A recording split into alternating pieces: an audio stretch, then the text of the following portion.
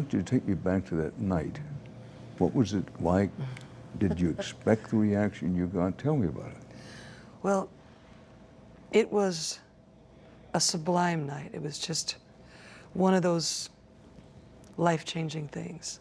We had played a Heart show the night before down in Florida, so we leased a private jet. The day before there was a rehearsal in Washington, D.C. for the Kennedy Center Honors. So we did that, flew down to Florida, did our show, flew back to Washington, got up early, went to the Kennedy Center and did the rehearsal for the show that night, and then went to the White House for a reception. Came back and got ready to do the performance. And it was all machine-like and so much security and very dreamlike, because here you are, it's Christmas time, it's Washington, D.C., it's beautiful, you know. And we're meeting the president and Mrs. Obama, and then going back, and we're up to the moment where we're standing backstage, just about to walk on to do the ultimate rock anthem. I just got nervous again. And we looked at each other, I remember just before we walked on, and we both kind of went, gah, jeez. And then we had two skull rings that we bumped together, like kind of you know, a talisman for power, bringing power in. And we took a really deep breath. And we remembered the old meditation trick of when your mind feels like a pinball machine, you just reach out and gather all the balls and gently bring them all in. And that's what we did. And then walked out and did the song. Ladies and gentlemen, from Heart, Anne and Nancy Wilson.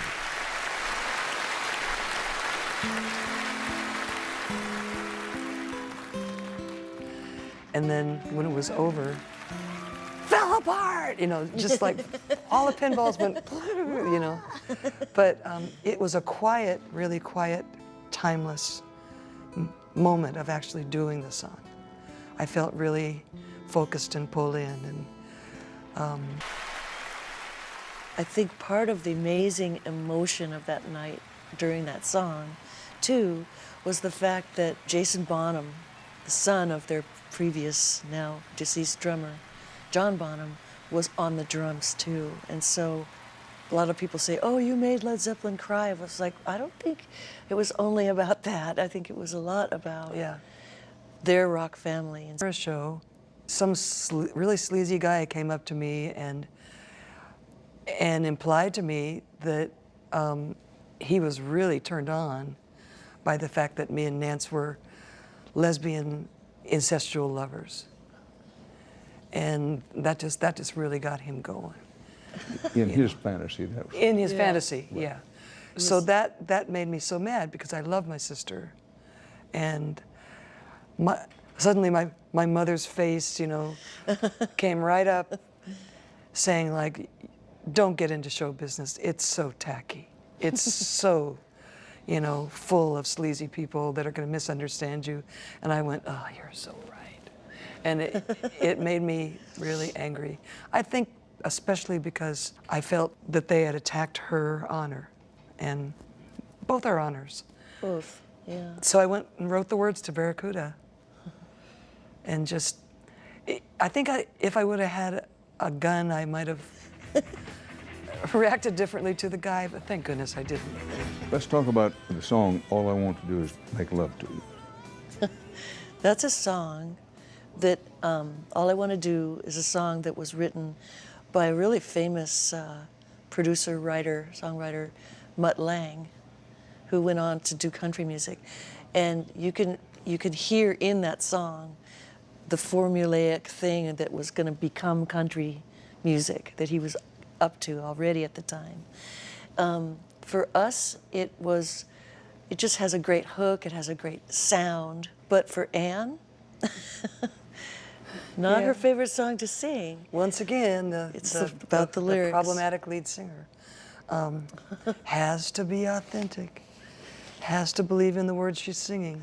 Even though we changed the gender of the song around, which became then so, you know, shocking that they banned it in Ireland because it was a song then about a girl, a wanton lassie, who picks up a guy, Pitch up a hitchhiker. A a hitchhiker. hitchhiker guy. I see what you mean. You changed it around. Late at There's a night. woman who said, all I want to do is to make love Yeah. to you. Yeah, like, you're a hitchhiker.